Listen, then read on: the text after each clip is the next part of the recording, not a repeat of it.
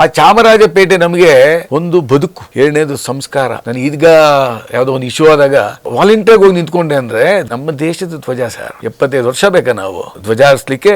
ಗುಂಡುಡಿತೀರಾ ಹೊಡೀರಿ ಪರವಾಗಿಲ್ಲ, ಬಟ್ 100% ನಾನು ಧ್ವಜಾರೋಹಣ ಮಾಡಿಸ್ತೀನಿ, ಬಿಡಲ್ಲ ಅಂತ ನಾನು ಓಪನ್ ಸ್ಟೇಟ್ಮೆಂಟ್ ಕೊಟ್ಟೆ. ಪತ್ರಿಕಾ ಮಿತ್ರರು ತಾವೆಲ್ಲ ಇದ್ರಿ, ನಾನು ಪ್ರಾಣ ಹೋದ್ರು ಸರಿ ಇರಿ, ಧ್ವಜಾರೋಹಣ ಆಗುತ್ತೆ ಅಂತ ಅಂದ್ಬಿಟ್ಟು. ಉಪೇಂದ್ರ ಸರ್ ಬಂದ್ಬಿಟ್ಟು ನನಗೆ ಸ್ಕೂಲಲ್ಲಿ ಕಾಲೇಜಲ್ಲಿ ಜೂನಿಯರು, ನಾನ್ ಸೀನಿಯರು, ಸಿನಿಮಾನಲ್ಲಿ ಅವ್ರು ಸೀನಿಯರು, ಇಲ್ಲಿ ನಾನ್ ಜೂನಿಯರ್. ಇಲ್ಲಿ ನಶ್ವರ ಜೀವನ ಗೊತ್ತಿದೆ ಎಲ್ಲರಿಗೂ. ಇವತ್ತು ಮನೆಗೆ ಬೆಳಿಗ್ಗೆ ಹೇಳ್ತೀವ ಗ್ಯಾರಂಟಿ ಇಲ್ಲ ಯಾರಿಗೂ. ಈ ಸೆಣಸಾಟದಲ್ಲಿ ಅಧಿಕಾರದ ದೌಲತ್ತು, ಅಹಂಕಾರ, ಈಗೋ ಇದೆಲ್ಲ ಬೇಕಾ? ಮನೋಹರ್ ಸರ್ ವಿಶ್ಲೇಷಣೆ ಯಾವತ್ತು ಪಕ್ಕ ಇರ್ತದೆ ಸರ್. ಅವ್ರೇನ ಮಾತು ಅಂತರಾಳದಿಂದ ಮಾತಾಡ್ತಾರೆ. ಬೂಟಾಟಿಕೆ ಮಾತಾಡ್ಬೇಕು, ಏನೋ ಮಾತಾಡ್ಬೇಕು ಅಂತ ಮಾತಾಡಲ್ಲ ಅವ್ರು. ಒಂದ್ ಕಡೆ ಲಹರಿ ಸಂಸ್ಥೆ, ಇನ್ನೊಂದ್ ಕಡೆ ಉಪೇಂದ್ರ ರಾಜಿ, ಎರಡು ಇಂಪಾರ್ಟೆಂಟ್. ಸಾಹಿತ್ಯ ನೋಡಿದೆ, ಇದೇನ್ ನನ್ಗೇನ್ ಅರ್ಥ ಆಗ್ತಾ ಇಲ್ಲ ಸರ್, ಇದು ಅರ್ಥ ಆಗ್ತಾ ಇಲ್ವಲ್ಲ, ಅದೇ ಇಂಪಾರ್ಟೆಂಟ್, ಅದ್ರಲ್ಲೇ ಇರೋದು ಅಂತಂದ್ರು. ಒಂದು ಸಿನಿಮಾಗೆ ಹಾಡು ಅದ್ಭುತವಾದ ಬಂದಾಗ we have to take it very positively ಅಷ್ಟೇ. ಚಾಮರಾಜಪೇಟೆಗೂ ಲಹರಿ ಸಂಸ್ಥೆಗೂ ಚಾಮರಾಜಪೇಟೆಗೂ ಉಪೇಂದ್ರ ಅವ್ರಿಗೂ ದೊಡ್ಡ ಕನೆಕ್ಷನ್ ಇದೆ. ಉಪೇಂದ್ರ ಅವರು ಆ ಬೆಲ್ಟಲ್ಲಿ ಅದ್ಭುತವಾದಂಥ ಜೀವನನ ಕಷ್ಟಪಟ್ಟು ಕಳೆದಂಥವ್ರು. ಲಹರಿ ಸಂಸ್ಥೆ ಕೂಡ ಫ್ರಮ್ ಪ್ರೈಮರಿ ಲೆವೆಲಿಂದ ಚಾಮರಾಜಪೇಟೆಯಲ್ಲಿ ಉಟ್ಕೊಂಡು ನಮ್ಮ ಸಂಸ್ಥೆ. ಸೊ ಎರಡು ದೊಡ್ಡ ಮಟ್ಟದ ಸಿಂಹಗಳು ಗರ್ಜನೆ ಶುರು ಆಗಿದೆ, ಲಹರಿ ಸಂಸ್ಥೆದು ಉಪೇಂದ್ರ ಅವ್ರದ್ದು ಅಂತ ನಮ್ಮ ಸರ್ ಹೇಳ್ತಾ ಇದ್ರು ಚಾಮರಾಜಪೇಟೆ ಅಂದಾಗ. ನಿಜ ಸರ್, ಚಾಮರಾಜಪೇಟೆ ನಮ್ಮ ಹಳೆ ಬೆಂಗಳೂರು ಸರ್. ಅದು ಸಂಸ್ಕಾರ, ದೇವಾಲಯಗಳು, ಕನ್ನಡ ಸಾಹಿತ್ಯ ಪರಿಷತ್ತು, ಆಮೇಲೆ ಅವಿಭಕ್ತ ಕುಟುಂಬಗಳು, ನಮ್ದೊಂದೇ ಅಲ್ಲ ಅವಿಭಕ್ತ ಕುಟುಂಬಗಳು ಇರೋವಂಥ ಜಾಗ ಇವತ್ತಿಗೂ ಕೂಡ. ಅದು ಇವತ್ತಿಗೂ ಕೂಡ ಸರ್. ಆ ಚಾಮರಾಜಪೇಟೆ ನಮಗೆ ಒಂದು ಬದುಕು, ಎರಡನೇದು ಸಂಸ್ಕಾರ, ಪ್ರಪಂಚದಲ್ಲಿ ಹಿಂಗೆ ಬದುಕಬೇಕು ಅನ್ನೋ ಒಂದು ಜ್ಞಾನ ಪ್ರತಿಯೊಂದು ಕೊಡ್ತು ಸರ್ ಆ ಮಣ್ಣು. ನಾನು ಈಗ ಯಾವುದೋ ಒಂದು ಇಶ್ಯೂ ಆದಾಗ ನಾನು ಯಾಕೆ ವಾಲಂಟಿಯರ್ಗೆ ಹೋಗಿ ನಿಂತ್ಕೊಂಡೆ ಅಂದರೆ ಧ್ವಜಾರೋಹಣ ಮಾಡಬೇಕು ಅಂತಂದ್ಬಿಟ್ಟು. ನಮ್ಮ ದೇಶದ ಧ್ವಜ ಸರ್, 75 ವರ್ಷ ಬೇಕಾ ನಾವು ಕುರಿ ಮೈದಾನದಲ್ಲಿ ಧ್ವಜ ಹಾರಿಸ್ಲಿಕ್ಕೆ? ಅದು ಭಾಳ ಅಬ್ಜೆಕ್ಷನ್ಸ್ ಬಂತು. ನಾನಂದೆ, ನಾನು ಪ್ರಾಣ ಹೋದ್ರು ಸರಿ, ನನಗೆ ಗುಂಡುಡಿತೀರಾ ಹೊಡೀರಿ ಪರವಾಗಿಲ್ಲ, ಬಟ್ 100% ನಾನು ಧ್ವಜಾರೋಹಣ ಮಾಡಿಸ್ತೀನಿ, ಬಿಡಲ್ಲ ಅಂತ. ಸರ್ಕಾರ ಎಲ್ಲ ಭಾಳ ಎಚ್ಚೆತ್ಕೊಂಡು ಜನ, ಚಾಮರಾಜಪೇಟೆ ಜನ ರೋಡ್ ಬಂದುಬಿಟ್ರು. ಅದು ಏನೇ ಆಗಲಿ ನಾವು ಧ್ವಜಾರೋಹಣ ಮಾಡಬೇಕು ಅಂತ. ಭಾರತ ಮಾತೆ ಧ್ವಜಾರೋಹಣ ಸರ್.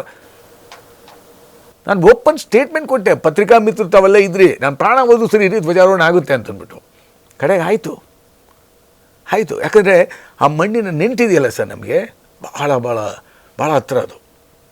ಉಪೇಂದ್ರಜಿ ಕೂಡ ಆ ಏರಿಯಾವ್ರೆ, ಓದಿದ್ದು ಅಲ್ಲೇ, Bengaluru high school, Acharya Pathashala college, APS. So BHS APS. ಅವರು ಉಪೇಂದ್ರ ಸರ್ ಬಂದ್ಬಿಟ್ಟು ನನಗೆ ಸ್ಕೂಲಲ್ಲಿ ಕಾಲೇಜಲ್ಲಿ ಜೂನಿಯರು, ನಾನು ಸೀನಿಯರು, ಸಿನಿಮಾನಲ್ಲಿ ಅವ್ರು ಸೀನಿಯರು, ಇಲ್ಲಿ ಜೂನಿಯರ್ ಇಲ್ಲ ಸಿನಿಮಾನಲ್ಲಿ. ಸತ್ಯ ಸರ್, ಅದು ಅಕ್ಸೆಪ್ಟೆಡ್. ಯಾರು ಗ್ರೇಟ್ ಅವ್ರು ಗ್ರೇಟೇ. ಅವ್ರಿಗೆ ಇವತ್ತುವರೆಗೂ ನಾನು ಗ್ರೇಟ್ ಅಂತ ಅವರು ಹೇಳಿಲ್ಲ, ನಾನು ಹೇಳಿಲ್ಲ, ಯಾರು ಗ್ರೇಟ್ ಇಲ್ಲ. ಅವ್ರು ಹೇಳ್ತಾರೆ. ಈಗ ಯಾವುದೋ ದೇವಸ್ಥಾನದಲ್ಲಿ ಮಾತಾಡ್ತಾ ಮಂಗಳೂರಲ್ಲಿ ಮಾತು ಬಂದಾಗ ಅವರೊಬ್ಬರೇ ಮೇಲ್ಗಡೆ ಇರೋ ಭಗವಂತನೇ ನಮಗೆ ದಾರಿ ತೋರಿಸ್ತಾರೆ, ಮಾರ್ಗದರ್ಶಕರು. ಅವ್ರು ಏನು ಹೇಳ್ತಾರೋ ಅದು ಮಾಡ್ತಾ ಇದ್ದೀವಿ ಸರ್, ಅದು ಬಿಟ್ಟರೆ ಇನ್ನೇನಿಲ್ಲ. ಸತ್ಯ ಸರ್, ಅದು ನಿಜ. ನಶ್ವರ ಜೀವನ ಗೊತ್ತಿದೆ ಎಲ್ಲರಿಗೂ. ಇವತ್ತು ಮನೆಗೆ ಬೆಳಿಗ್ಗೆ ಹೇಳ್ತೀವ ಗ್ಯಾರಂಟಿ ಇಲ್ಲ ಯಾರಿಗೂ, ನಮ್ಗೆ ಗೊತ್ತಿಲ್ಲ. ಸೊ ಈ ಸೆಣಸಾಟದಲ್ಲಿ ಅಹಮ್ಮು, ಅಧಿಕಾರದ ದೌಲತ್ತು, ಅಹಂಕಾರ, ಈಗೋ ಇದೆಲ್ಲ ಬೇಕಾಗಿಲ್ಲ ಸರ್. ಕಾಲ ಕ್ಷಣಿಕ ಕಣೋ, ಹಂಸಲೇಖ ಅವ್ರು ಬರ್ದಂಗೆ, ಈ ಭೂಮಿ ಬಣ್ಣದ ಬುಗುರಿ, ಶಿವನೇ ಚಾಟಿ ಕಣೋ, ಅದು ನಿಮ್ಮದೇ ಅಲ್ವಾ? ನಮ್ಮದೇ ಸರ್, ಮಹಾಕ್ಷತ್ರಿಯ. ಸೊ ಕಣ್ಣು ಮುಂದೆ ಇದೆ ಸತ್ಯಗಳು, ನಗ್ನ ಸತ್ಯಗಳನ್ನು ಎತ್ತಿಡಿಬೇಕಾಗುತ್ತೆ ಸರ್. ಜೊತೆಗೆ ಯುವಯಲ್ಲಿ ಪುನಃ ನಾನು ಇಲ್ಲಿ ಮನೋಹರ್ ಸರ್ ಹೆಸರು ಬಳಸ್ತೀನಿ. ನಿಮಗೆ ಮಾತ್ರ ಅದು ಅದೆಲ್ಲೂ ಕಾಂಟ್ರವರ್ಸಿ ಆಗಬಾರ್ದು ಅಥವಾ ಕಾಂಟ್ರವರ್ಸಿಗೆ ಅವಕಾಶ ಕೊಡಬಾರ್ದು. ಆ ಎಲ್ಲ ಸಾಧ್ಯತೆಗಳನ್ನು ಮೀರಿ ಆ ಅನ್ನೋದಕ್ಕೆ ಕುದುರೆಲಾಳ ಥರ ಮಾಡಿ ಮಧ್ಯ ಒಂದು ಫೈರ್ ಕೊಟ್ಟಿದ್ದಾರೆ. ನಾವೆಲ್ಲರೂ ಫೈರ್ ಥರ ಇರಬೇಕು, ಇದೊಂದು ಸೈದ್ಧಾಂತಿಕ ಸಿದ್ಧಾಂತವನ್ನು ಉಪೇಂದ್ರ ಅವರು ಹೇಳಕ್ಕೆ ಹೊರಟಿದ್ದಾರೆ. ಅದು ನಮ್ಗೆ ಯಾರಿಗೂ ಅರ್ಥ ಆಗ್ತಾ ಇಲ್ಲ ಅಂತಾರೆ. ನಿಜ ಸರ್. ಮನೋಹರ್ ಸರ್ ವಿಶ್ಲೇಷಣೆ ಮಾಡಿದ್ದಾರೆ ಅಂದರೆ ನಾನು ಇನ್ನೂ ಇಂಟರ್ವ್ಯೂ ನೋಡಿಲ್ಲ. ನೀವು ಪೋಸ್ಟ್ ಮಾಡಿದಿರಿ ಪಿಕ್ಚರಲ್ಲಿ, ಕನ್ನಡ ಪಿಕ್ಚರಲ್ಲಿ ಬೆಳಿಗ್ಗೆ ನೋಡಿದೆ ಸರ್. Thank you. ನಾನು ನೋಡಿದೆ, ಅದು ಇನ್ನೂ ನೋಡಿಲ್ಲ, ಖಂಡಿತ ನೋಡ್ತೀನಿ ನೈಟು. ಮನೋಹರ್ ಸರ್ ವಿಶ್ಲೇಷಣೆ ಯಾವತ್ತು ಪಕ್ಕ ಇರ್ತದೆ ಸರ್. ಆಮೇಲೆ ಅವರೇನೋ ಮಾತು ಅಂತರಾಳದಿಂದ ಮಾತಾಡ್ತಾರೆ. ಏನೋ ಸುಮ್ಮನೆ ಬೂಟಾಟಿಕೆ ಮಾತಾಡಬೇಕು, ಏನೋ ಮಾತಾಡಬೇಕು ಅಂತ ಮಾತಾಡಲ್ಲ ಅವರು. ನಿಜ, ಭಾಳ ಸಜ್ಜನರು. ಅವರು ನಡವಳಿಕೆ, ಅವ್ರ ಕಂಡ್ರೆ ನನಗೆ ಭಾಳ ಪ್ರೀತಿ ವಿ ಮನೋಹರ್ ಸರ್ ಬಗ್ಗೆ. ಭಾಳ ಎಲ್ಲರ ಕಂಡು ಪ್ರೀತಿನೇ, ಅವ್ರ ಬಗ್ಗೆ ಹೆಚ್ಚು ಪ್ರೀತಿ ನನಗೆ. ನಾನು ಹೋರಾಟಕ್ಕೆ ನಿಂತಿದ್ದೀನಿ, ನೀವು ಹೋರಾಟಕ್ಕೆ ಸಜ್ಜರಾಗಿ ಅನ್ನುವಂತಹ ಸಂಕೇತವೇ ಯುವ ಅಂತ ಉಪೇಂದ್ರ ಅವರು ಹೇಳ್ತಾರೆ ಅಂತ. 20ನೇ ತಾರೀಕು ಖಂಡಿತ ಸರ್, ಅಲ್ವಾ? 100%. ಎಷ್ಟು ಜನ ಈ ಸಿನಿಮಾ ನೋಡಿ ಹೋರಾಟ ಮಾಡ್ತಾರೆ ನೋಡ್ಬೇಕು ಇವಾಗ. ಸತ್ಯ, message to the world sir, ಪ್ರಪಂಚಕ್ಕೆ ಒಂದು ಒಳ್ಳೆ ಮೆಸೇಜ್ ಕೊಡ್ತಾ ಇದ್ದಾರೆ, ಅದಂತೂ ಸತ್ಯ ಸರ್. ನಾನು ಇಡೀ ಸಿನಿಮಾ ನೋಡಿಲ್ಲ, 9 ಸೀನ್ ನೋಡಿದ್ದೀನಿ. ಅದು ಹೈದರಾಬಾದಲ್ಲಿ ಯಾವುದೋ ಕೆಲಸಕ್ಕೆ ಹೋದಾಗ ಡಬ್ಬಿಂಗ್ ನಡೀತಾ ಇತ್ತು. ಅಣ್ಣ ಬಂದೋಗಿ ನೀವು ಅಂತಂದರು ನಮ್ಮ ಪಾರ್ಥು ಅವರು. ಸೊ ಆಯ್ತಪ್ಪ ಬರ್ತೀನಿ ಅಂತ ಅಲ್ಲಿ ಹೋದಾಗ 9 ಸೀನ್ ಮಾತ್ರ ನೋಡಿದೆ ಸರ್, ಅದ್ಭುತವಾಗಿತ್ತು. ಸೊ ನಮ್ಮಲ್ಲಿ ಸಿನಿಮಾ ನೋಡಿದ್ದು ಅಂತಂದರೆ ರಾ ಫುಟೇಜ್ ನೋಡಿದ್ದು ಚೇತನ್ ಅಂದ್ಬಿಟ್ಟು ನಮ್ಮ ಡಿಜಿಟಲ್ ಎಡ್ಡಿಲಿ. ಭಾಗ್ಯವಂತ ಅವನು, ನಿಜವಾಗ್ಲೂ ಭಾಗ್ಯವಂತ. ನಾನು ಅಂದೆ ನೀನು ಬಿಡಪ್ಪ ಭಾಗ್ಯವಂತ, ನೀನು ನೋಡ್ಬಿಟ್ಟಿದ್ಯಾ. ಆಮೇಲೆ ಸೆನ್ಸಾರ್ ಶಿವು ಅವರು, ಎಸ್, ಅವ್ರು ಮಾಡಲೇಬೇಕಲ್ಲ ಸರ್, ಅವ್ರು ನೋಡಿದ್ದಾರೆ. ನೋಡ್ಬಿಟ್ಟು ಹಿಂಗೆ ಜನರೆಲ್ಲ ಮಾತಾಡುವಾಗ ಕೇಳಿದೆ ನಾನು, ಕಂಪ್ಲೀಟ್ ಸಿನಿಮಾ ನೋಡಿದ್ರೆ ನೀವು? ಸರ್ ನೋಡಲೇಬೇಕಲ್ಲ ಸರ್, ಸ್ಕ್ರಿಪ್ಟ್ ಎಲ್ಲ ಬರೀಲಿಕ್ಕೆ. ನೋಡಿದೆ ಸರ್. ಸರ್ ಚಾಮುಂಡೇಶ್ವರಿ ತಾಯಿ ಆಶೀರ್ವಾದ ಸರ್, ನಿಮಗೆ ಗೆದ್ದುಬಿಟ್ರಿ ಸರ್. ಇದೇ ಮಾತಂದ್ರು ಸರ್. ಶಿವು ಅವರು ನನಗೆ ಇದುವರೆಗೂ ಭಾಳ ವರ್ಷಗಳಿಂದ ಪರಿಚಯ. ಯಾವ ಸಿನಿಮಾನು ನಾನು ಹೆಂಗಿದೆ ಅಂತ ಕೇಳಿದವನ್ನೆಲ್ಲ ಅವರು ಹೇಳಿದ್ದಿಲ್ಲ, ಬಟ್ ಅವರು ಹೇಳೋದಿಲ್ವಂತೆ. ಇಲ್ಲ, ಹೌದು, ಅದು ಆ ಥರದ್ದು ಇರುತ್ತೆ. ಆ ಥರ ಕ್ಯಾರೆಕ್ಟರ್ ಅವರು, ಭಾಳ ಸಜ್ಜನರು. ಸರ್ ಈ ಸಿನಿಮಾ ಗೆದ್ದುಬಿಡ್ತು ಸರ್, ಇಲ್ಲೇ ಅಲ್ಲ ಸರ್ ಎಲ್ಲ ಲ್ಯಾಂಗ್ವೇಜಲ್ಲಿ ಅಂತ ಅವ್ರ ಬಾಯ್ನಲ್ಲಿ ಬಂತು. ನನಗೆ ಚೇತನ್ನು ಮತ್ತು ಶಿವು ಅವ್ರು ಹೇಳಿದ್ಮೇಲೆ ಫುಲ್ ಕಾನ್ಫಿಡೆನ್ಸ್ ಬಂದ್ಬಿಡ್ತು. ಅಲ್ಲ, ಸೆನ್ಸಾರ್ ಶಿವರ್ದು ಓಕೆ, ಚೇತನ್ ಅವರನ್ನ ಡಿಸೆಂಬರ್ 20 ಸ್ವಲ್ಪ ನೀಟಾಗಿ ಒಂಥರ ಬಚ್ಚಿಟ್ಕೊಳ್ಳಿ, ಯಾರನ್ನಾರ ಅವ್ರನ್ನ ಕಿಡ್ನಾಪ್ ಮಾಡಿ ಕತೆ ಕೇಳ್ಯಾರ. ಇಲ್ಲ ಸರ್, ನಮ್ಮ ಹುಡುಗರು ಏನಂದ್ರೆ ಪ್ರಾಣ ಹೋದ್ರು ಕೂಡ ಸಮಸ್ಯೆ ಬಿಟ್ಕೊಡಲ್ಲ. Very nice. ಅಲ್ಲ ಅಂದ್ರೆ ನಿಜ ನಿಜ ಹೇಗಿದೆ ಅಂತ ಕೇಳಿಲ್ಲ ಸರ್, ನಾನೇ ಕೇಳಿಲ್ಲ. ನೋಡ್ದಾಗೆಲ್ಲ ನಗ್ತಾ ಇರ್ತೀನಿ ಚೇತನ್ಗೆ, ನೀನು ಅದೃಷ್ಟವಂತ ಬಿಡಪ್ಪ, ನೀನು ನೋಡ್ಬಿಟ್ಟಿದ್ಯಾ, ನೀನು ಮಾಸ್ಟರು, ನನಗಿನ್ನ ಫಸ್ಟ್ ನೋಡಿದ್ಯಾ ನೀನು. ಅಲ್ಲ, ಅಣ್ಣ ಹೇಳಿದ ನೀನೇ ಭಾಗ್ಯವಂತ ಅಂತ. ನೀನೇ ಭಾಗ್ಯ 100%. ಇಡೀ ಪ್ರಪಂಚದಲ್ಲಿ ಫಸ್ಟ್ ನೋಡಿರೋದು ಉಪೇಂದ್ರ ಸಾಹೇಬ್. ಅಫ್ಕೋರ್ಸ್ ಅವ್ರು ನೋಡಲೇಬೇಕು, ನೋಡಿದ್ದಾರೆ, ಬಿಟ್ಟರೆ ಚೇತನ್. ಸೊ ಜೊತೆಗೆ ಆ ಟ್ರೋಲ್ ಆಗುತ್ತೆ ಸಾಂಗ್ದು ಒಂದು ಕ್ಯೂರಿಯಾಸಿಟಿ ಅಂದರೆ, ಇದನ್ನು ತುಂಬ ನಾನು ಪ್ರೀತಿಯಿಂದ ಒಂದು ಸಲಿಗೆಯಿಂದ ಕೇಳ್ತೀನಿ ನಿಮಗೆ. ಹೇಳಿ ಸರ್. ಅದು ಎಲ್ಲವೂ ಬರುತ್ತೆ ಸರ್, ಎಲ್ಲ ಥರದ ಡೈಮೆನ್ಷನ್ ಬರುತ್ತೆ. ಹಂಸಲೇಖ ಅವ್ರ ಬಗ್ಗೆ ಬರುತ್ತೆ, ಜೊತೆಗೆ ಅಜನೀಶ್ ಅವ್ರಿಗೂ ಕಿರಿಕ್ ಪಾಟಿ ಒಂದು ಸಂಬಂಧ ಇತ್ತು. ಇಲ್ಲಿ ನಿಮ್ಮ ಸಿನಿಮಾಗೆ ಅಜನೀಶ್ ಅವರೇ ಮ್ಯೂಸಿಕ್ ಡೈರೆಕ್ಟ್ರು, ಅಲ್ಲೂ ಬರುತ್ತೆ. ಪಬ್ಲಿಕ್ ಟಿವಿ ರಂಗಣ್ಣವ್ರ ಬಗ್ಗೆ ಬರುತ್ತೆ, ಸ್ವತಃ ನಿಮ್ಮದೂ ಬರುತ್ತೆ. ಇದು ಡೈಜೆಸ್ಟ್ ಮಾಡ್ಕೊಳ್ಳೋದು ಒಂದು ಆ್ಯಂಗಲಲ್ಲಿ ಕಷ್ಟ. ಎರಡನೇದು ಇದನ್ನು ತುಂಬ ಸ್ಪೋರ್ಟಿವ್ ಆಗಿ ತೆಗೆದುಕೊಂಡು, ಎಸ್ ಗುರು, we have to celebrate this song ಅನ್ನುವಂಥದ್ದು. ಹಂಸಲೇಖ ಅವರು, ಅಜನೀಶ್ ಅವರು, ಆ ಒಂದು ಕೇಸ್ಗಳು ಮೇಲಾಗಿ ನೀವು ಲಹರಿ ಸಂಸ್ಥೆ ತುಂಬ ಸ್ಟ್ರಿಕ್ಟು, ಬಿಕಾಸ್ ಅದನ್ನು ನೀವು ಕಾಪಾಡ್ಕೊಳ್ಳೇಬೇಕು. ಇದೆಲ್ಲದಕ್ಕೆ ಒಂದು ಸ್ಪಷ್ಟೀಕರಣ ಕೊಡೋದಾದರೆ ಸರ್, ಟ್ರೋಲ್ ಆಗುತ್ತೆ ಸಾಂಗು. ಇವರು ಈ ಥರ ಸಾಂಗ್ ಮಾಡ್ತಾರೆ ಅಂತ ನನಗೆ ಗೊತ್ತಿಲ್ಲ. ಒಂದು ಸಾಹಿತ್ಯ ಕಳಿಸ್ಕೊಟ್ರು ನಮ್ಮ ನಿರ್ದೇಶಕರು ಸಾಹೇಬರು ಉಪೇಂದ್ರಜಿ. ಇದು ನೋಡಿ ಒಂದ್ಸಲಿ ನೋಡ್ಬಿಟ್ಟು ನನಗೆ ಹಿಂಗೆ ಅನಿಸುತ್ತೆ, ಸ್ವಲ್ಪ ನಿಮ್ಮ ಒಪಿನಿಯನ್ ಹೇಳಿ ಅಂದರು. ಯಾಕಂದ್ರೆ ನಾವು ಸಂಗೀತ ಕ್ಷೇತ್ರದಲ್ಲಿದ್ದೀವಲ್ಲ, ನಮ್ಗೆ ಇಂಪಾರ್ಟೆಂಟ್ ಹಾಡುಗಳು. ಜನ ಫಸ್ಟ್ ನೋಡೋದು ಯು ಎ ಪಿಕ್ಚರ್ಲಿ ಹಾಡುಗಳು ಹಿಂಗಿದೆ ಅಂತ ನೋಡ್ತಾರೆ. ಯಾಕಂದ್ರೆ ನಮಗೆ ಲಹರಿ ಸಂಸ್ಥೆ, ಒಂದು ಕಡೆ ಲಹರಿ ಸಂಸ್ಥೆ, ಇನ್ನೊಂದು ಕಡೆ ಉಪೇಂದ್ರಜಿ, ಎರಡೂ ಇಂಪಾರ್ಟೆಂಟು. ಕಲಿಸ್ತರು ಸಾಹಿತ್ಯ ನೋಡಿದೆ, ಇದೇನು ನನಗೇನು ಅರ್ಥ ಆಗ್ತಾಯಿಲ್ಲ ಸರ್, ಇದು ಟ್ರೋಲು ಗೀಲು ಅಂತ ಏನು ಸರ್ ಇದು ಅಂತಂದೆ. ಅದೇ ರೀ ನಿಮ್ಗೆ ಅರ್ಥ ಆಗ್ತಾಯಿಲ್ವಲ್ಲ, ಅದೇ ಇಂಪಾರ್ಟೆಂಟು, ಅದರಲ್ಲೇ ಇರೋದು ಅಂತಂದರು.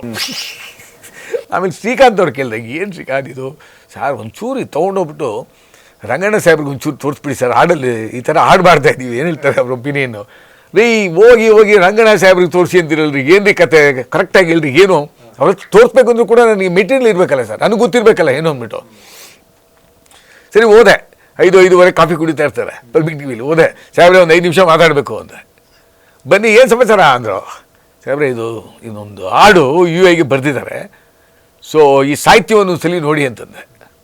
ರೀ ನನಗೆ ಯಾಕ್ರಿ ತೋರಿಸ್ತೀರ, ಇದು ಹಾಡಿಗೂ ಸಾಹಿತ್ಯಕ್ಕೂ ಇದಕ್ಕೇನು ರೀ ಸಂಬಂಧ, ರೆಕಾರ್ಡ್ ಆಗೋಯ್ತಾ, ಮಿಕ್ಸ್ ಆಗೋಯ್ತಾ ಅಂತಾರೆ. ಇಲ್ಲ ಸಾಹೇಬ್ರೆ, ಫಸ್ಟು ಸಾಹಿತ್ಯ ನಿಮ್ಗೊಂದು ಸಲ ತೋರ್ಸೋಣ ಅಂತಂದಿದ್ದೀನಿ ಅಂದೆ. ನೋಡಿದಕ್ಕೆ ಇದೇನು ನನ್ನ ಹೆಸರು ಬರ್ತಾ ಇದೆ ಇಲ್ಲಿ ಅಂತಂದರು. ಸರ್ ಅದಕ್ಕೆ ನಿಮ್ಗೆ ತೋರಿಸ್ದೆ ಸರ್ ಅಂದೆ. ಓಪನ್ ಆಗಿ ಹೇಳಿದೆ ನಾನು, ಇಲ್ಲ ಮಾಡಿ, ಇದೇನು ಯೂನಿಕ್ ಆಗಿದೆ, ಅವರು ಏನೋ ಮಾಡ್ತಾರ್ರಿ, ನಿಮ್ಮ ನಿರ್ದೇಶಕರಿದಾರಲ್ಲ, ಏನೋ ಒಂದು ಹೊಸತನ ತರೋದ್ರಲ್ಲಿ ಅವ್ರು ಎಕ್ಸ್ಪರ್ಟು. ಮಾಡಿ ನೋಡೋಣ ಹೆಂಗೆ ಬರ್ತದೆ ಅಂತಂದರು. ಅವ್ರು ಗ್ರೀನ್ ಸಿಗ್ನಲ್ ಕೊಟ್ಟಾದ್ಮೇಲೆ ಶ್ರೀಕಾಂತ್ ಫೋನ್ ಮಾಡಿ ಹೇಳಿದೆ, ರಂಗಣ್ಣ ಸಾಹೇಬರು ನೋಡ್ಬಿಟ್ಟು ನಕ್ಕಿದ್ರಪ್ಪ ಫಸ್ಟು. ನಕ್ಕಾದ್ಮೇಲೆ ಇದು ಏನು ಮಾಡ್ತಾಯಿದ್ದೀರಿ ಅಂದರು. ಹಿಂಗೆ ಆಡು ಸರ್ ಅಂದಕ್ಕೆ, ಸರಿ ನೀವು ಮಾಡಿ, ಚೆನ್ನಾಗಿ ಬರುತ್ತೆ, ಉಪೇಂದ್ರ ಅವ್ರು ಮಾಡೇ ಮಾಡ್ತಾರೆ ಅಂತಂದರು. ಹಂಗೆ ಬಂದಿದ್ದು ಹಾಡು ಸರ್ ಅದು. ಅದನ್ನಲ್ಲಿ ಹಾಡು ರೆಕಾರ್ಡ್ ಆಗಿಬಿಟ್ಟಿದ್ದೆ, ರಿಲೀಸ್ ಆಗಬೇಕು. ರಿಲೀಸ್ ಆಗೋ ಟೈಮಲ್ಲಿ ನಾನು ಕೇಳಿದಾಗ ನನಗೆ ಈ ಟ್ರೋಲ್ ನಾನು ಯಾರಿಗೂ ಮಾಡಿಲ್ಲ, ನನಗೆ ಗೊತ್ತಿಲ್ಲ ಸರ್. ಬಟ್ ವಿಷಯ ಗೊತ್ತಾ, ನಿಮ್ಮ ಮಾತು ತುಂಬ ಟ್ರೋಲ್ ಆಗಿದ್ದಾವೆ, ನಿಮ್ಗೆ ಗೊತ್ತಿಲ್ಲ. ನಂಗೆ ಗೊತ್ತಿಲ್ಲ ಸರ್, ನನಗೆ ದೇವರಾಣೆ ಗೊತ್ತಿಲ್ಲ. ನಮ್ಮ ಹುಡುಗರು ಹೇಳಿದ್ರು, ಸರ್ ಇದು ಹಿಂಗೆ ಈ ಪ್ರಪಂಚ, ಟ್ರೋಲ್ ಪ್ರಪಂಚನೇ ಬೇರೆ ಸರ್, ಅದೇ ಒಂದು ಪ್ರಪಂಚ ಅದು. ನಾನು ಏನ್ರಿ ಇದು, ಆಮೇಲೆ ಒಂದೊಂದಾಗಿ ತೋರಿಸ್ತರು ನನಗೆ, ಸರ್ ಇದು ಭಾಳ ಫೇಮಸ್ ಆಗಿದೆ, ಅದಕ್ಕೆ ಈ ಹಾಡಲ್ಲಿ ಮಿಕ್ಸ್ ಮಾಡಿದ್ದಾರೆ, ಒಂದೊಂದಾಗಿ ವಿಡಂಬನೆ ಮಾಡಿದ್ರು. ಆಮೇಲೆ ನನಗೆ ಅರ್ಥ ಆಯಿತು, ಅಯ್ಯೋ ಇದಕ್ಕೆ ಇದೆಲ್ಲ ಇದೆಯಾ ಅಂತ ಅಂದ್ಬಿಟ್ಟು. ಸರ್ ಇನ್ನೊಂದು ವಿಶೇಷ ಇದೆ ಸರ್ ಈ ಹಾಡಲ್ಲಿ, ಅದ್ರು ಇದು ಹಂಸಲೇಖ ಟ್ಯೂನು ಕಡೆ ಕೇಸ್ ಹಾಕ್ಬಿಡ್ತಾರೆ ಕಡೆ ಅಂತ ಇದೆಯಲ್ಲ, ಈ ಸಾರಿ ನಿಮ್ಮ ಬಗ್ಗೆನೇ ಹೇಳ್ತಾವೆ ನೋಡಿ ಸರ್. ಅದು ಏನ್ರಿ ಇದು, ನನ್ನ ಬಿಟ್ಟಿಲ್ವನ್ರಿ ಇವರು ಉಪೇಂದ್ರ ಸರ್, ಏನ್ರಿ ಕಥೆ ಇವ್ರದ್ದು ಅಂತಂದ್ರೆ, ಇಲ್ಲ ಸರ್ ನಿಮ್ಮದೇ ಸರ್, ನಿಮ್ಮ ಹೆಸರು ಹೇಳಿಲ್ಲ ಅಷ್ಟೇ ಸರ್. ಆಮೇಲೆ ಅಜನೀಶ್ ಫೋನ್ ಮಾಡಿ, ಏನು ಸರ್ ನಿಮ್ಗೆ ಗೊತ್ತಾಗಲಿಲ್ಲ ಸರ್, ಅದು ನಿಮ್ಮದೇ ಸರ್ ಸ್ಟೋರಿ ಅಂತಾರೆ. ಸೊ ಹಾಗಾಗಿ ಪಾಸಿಟಿವ್ ಆಗಿ ಅಕ್ಸೆಪ್ಟ್ ಮಾಡ್ಬೇಕು ಸರ್, ಅಷ್ಟೇ. ಸ್ಪೋರ್ಟಿವ್ ತೊಗೊಂಡ್ರಿ, ಭಾಳ ಸ್ಪೋರ್ಟಿವ್ ಆಗಿ ತೊಗೊಂಡು. ಆಮೇಲೆ ಸಮಾಜದಲ್ಲಿ ಸರ್ ನೋಡಿ, ಒಂದು ಯಾರೋ ಒಂದು ಸಿನಿಮಾಗೆ ಒಂದು ಒಳ್ಳೆ ರೀತಿಯಲ್ಲಿ ಒಂದು ವಿಶ್ಲೇಷಣೆ ಮಾಡ್ತಾರೆ ಅಂದಾಗ, ಹಾಡು ಅದ್ಭುತವಾದ ಬಂದಾಗ, we have to take it very positively ಅಷ್ಟೇ. ಅದರಲ್ಲೇನಿದೆ ಸರ್. ಸೊ ಬಿಡುಗಡೆ ಮಾಡಿದ ಮೇಲೆ ಅದೇ ರೀತಿ ರೆಸ್ಪಾನ್ಸ್ ಬಂತು, ಜನ ಅತ್ಯದ್ಭುತವಾಗಿ ಅದನ್ನು ರಿಸೀವ್ ಮಾಡಿದ್ರು. ಅದು ಸಂತೋಷ ಸುದ್ದಿ ಅದು. ಅಜನೀಶ್ ಅವರು ಒಳ್ಳೆ ಯೋಚನೆ, ವಂಡರ್ಫುಲ್ ಮ್ಯೂಸಿಕ್ ಸರ್, ಭಾಳ ಕಷ್ಟಪಟ್ಟಿದ್ದಾರೆ. ರಾತ್ರಿ ಹಗಲು ಅಜನೀಶ್ ಲೋಕನಾಥ್ ಅವರು ಸಂಗೀತ ನಿರ್ದೇಶಕರು, ತುಂಬಾ ಸಂಗೀತಕ್ಕೆ ತುಂಬ ಒತ್ತು ಕೊಟ್ಟು ವಿದೇಶಕ್ಕೆ ಹೋಗಿ ಉಪೇಂದ್ರ ಸಾಹೇಬ್ರ ಜೊತೆಯಲ್ಲಿ ಅಲ್ಲಿ ಮಿಕ್ಸ್ ಮಾಡಿಸ್ಕೊಂಬಂದು, ಇಲ್ಲೂ ಅಷ್ಟೇ ರಾತ್ರಿ ಹಗಲು ಕಷ್ಟಪಟ್ಟು ರೆಕಾರ್ಡಿಂಗ್ ಇರ್ಬೋದು, ಪ್ರತಿಯೊಂದು ಕೂಡ ಎಷ್ಟು ಜನ ವಂಡರ್ಫುಲ್ ಜಾಬ್. ಆ ಲೈವ್ ರೆಕಾರ್ಡಿಂಗಿಗೆ ಸಂಬಂಧಪಟ್ಟಂಥ ಒಂದಷ್ಟು ಸುದ್ದಿಗಳ ಮಧ್ಯೆ ಬಂದಿತ್ತು. ಹೌದು ಸರ್, ಸಿಕ್ಕಾಪಟ್ಟೆ ಕಾಸ್ಟ್ಲಿ, ತುಂಬ ಕಾಸ್ಟ್ಲಿ ಇರುವಂತಹ ವಿಷಯ ಇಟ್ಕೊಂಡು ಮಾಡಿ. ನಿಜ ಸರ್, ವೆಚ್ಚನೂ ಆಗಿದೆ, ಕ್ವಾಲಿಟಿ ಸರ್, ಕ್ವಾಲಿಟಿ ಕಾಂಪ್ರಮೈಸ್ ಆಗಿಲ್ಲ, ನಿರ್ದೇಶಕರು ಆಗಿಲ್ಲ, ಸಂಗೀತ ನಿರ್ದೇಶಕರು ಆಗಲಿಲ್ಲ. ಆಮೇಲೆ ನಿರ್ಮಾಪಕರು ಕೂಡ ನಾವು ಕ್ವಾಲಿಟಿ ಅಂದಾಗ ಬಿಟ್ಬಿಟ್ಟು ನೀವು ಏನು ಬೇಕಾದ್ರೂ ಮಾಡಿ. ಯಾಕಂದರೆ ಜನಕ್ಕೆ ಸರ್ ಒಂದು ಒಳ್ಳೆ ಚಿತ್ರ ಕೊಡಬೇಕಂದ್ರೆ ನಾವು ಪ್ರತಿಯೊಂದು ಸಣ್ಣ ಇದಕ್ಕೂ ಕೂಡ ನೋಡಬೇಕಾಗುತ್ತೆ, ನೋಡಿದ್ರೇ ಒಳ್ಳೆ ಚಿತ್ರ ಮೂಡು ಬರೋದು. ಆಮೇಲೆ ವಿಜುವಲ್ ಎಫೆಕ್ಟ್ ಟೀಮು ಕೂಡ ಅಷ್ಟೇ, ಅದು ನಿರ್ಮಲ್ಲು, ಅಣ್ಣನ ಮಗ ನವೀನು, ಈ ನೋಸ್ ಅವ್ರಿಗೆ ಗೊತ್ತಿದೆ ಏನು ಮಾಡಬೇಕು ಅಂತ. ಯಾಕಂದರೆ 25 ವರ್ಷದ ಮುಂಚೆನೇ ಅವರು ಕೆನಡಾ ವ್ಯಾಂಕೋವರಲ್ಲಿ ಡಿಜಿಟಲ್ ಮೀಡಿಯಾ ಮತ್ತು ವಿಜುವಲ್ ಎಫೆಕ್ಟ್ಸು ಇದು ಮಾಡ್ಕೊಬಂದವ್ರು, ಕೋರ್ಸ್ ಮಾಡ್ಕೊಬಂದಿದ್ದು. ಸಾಕಷ್ಟು ಹಾಲಿವುಡ್ ಪಿಕ್ಚರ್ ಮಾಡಿದ್ದಾರೆ ಅವ್ರ ಕೆಲಸ. ಸೊ ಅವರು ಕಾಂಪ್ರಮೈಸ್ ಆಗಲ್ಲ, ನಿರ್ಮಲ್ಲು ಕಾಂಪ್ರಮೈಸ್ ಆಗಲ್ಲ. ನಾವು ಉಪೇಂದ್ರ ಸಾಹೇಬರು ಕಾಂಪ್ರಮೈಸ್ ಚಾನ್ಸೇ ಇಲ್ಲ. ನೋ ಕಾಂಪ್ರಮೈಸ್, ಚಾನ್ಸೇ ಇಲ್ಲ, ಚಾನ್ಸೇ ಇಲ್ಲ. ಸೊ ಇಲ್ಲಿ ಹೆಂಗಾಗ್ಬಿಟ್ಟಿದ್ದಾರೆ sir, competition between the inside the team only. ಅಂದರೆ ಒಳ್ಳೆ ಪ್ರಾಡಕ್ಟ್ ಬರಬೇಕಂದ್ರೆ, ಒಳ್ಳೆ ಚಲನಚಿತ್ರ ಮೂಡು ಬರಬೇಕಂದ್ರೆ ಸರ್, ಮಾತಾಗಬೇಕು, ಜೊತೆ ಕಾಂಪಿಟೇಷನ್ ಆಗಬೇಕು. ಇದು ಹಿಂಗೆ, ಇದಂಗೆ, ಇದಂಗೆ, ಇದಂಗೆ ಹಂಗೆ ಮಾಡಿದ್ರೆ ಒಳ್ಳೆ ಚಿತ್ರ ಬರೋದು. ಇಲ್ಲಿ ನೀನಾ ನಾನ ಅನ್ನೋ ಬದಲು ನೀನು ನಾನು ಅನ್ನೋದು ಬಂತು. ಎಕ್ಸಾಕ್ಟ್ಲಿ ಹಂಗೆ ಆಗಿದೆ ಸರ್. ನೀನಾ ನಾನಲ್ಲ, ನಾನು ನೀನು ಅಂತ. Exactly sir. ಪ್ರತಿಯೊಬ್ಬರು, ವೇಣು ಅವರು ಕ್ಯಾಮ್ರಾಮನ್, ವೇಣು ಸರ್ ನನ್ನ ಆತ್ಮೀಯರು, ಅಜನೀಶ್ ಲೋಕನಾಥ್ ಅವ್ರ ಸಂಗೀತ, ಆಫ್ಕೋರ್ಸ್ ಉಪೇಂದ್ರ ಸಾಹೇಬ್ರು ಕ್ಯಾಪ್ಟನ್ ಆಫ್ ದ ಶಿಪ್, ಸಾಹಿತ್ಯ, ನಿರ್ದೇಶನ, ನಟನೆ, ಡೈಲಾಗು, ಆಮೇಲೆ ಕಾಸ್ಟ್ಯೂಮ್ ಡಿಸೈನರು, ಪ್ರತಿಯೊಬ್ಬರು ಸರ್.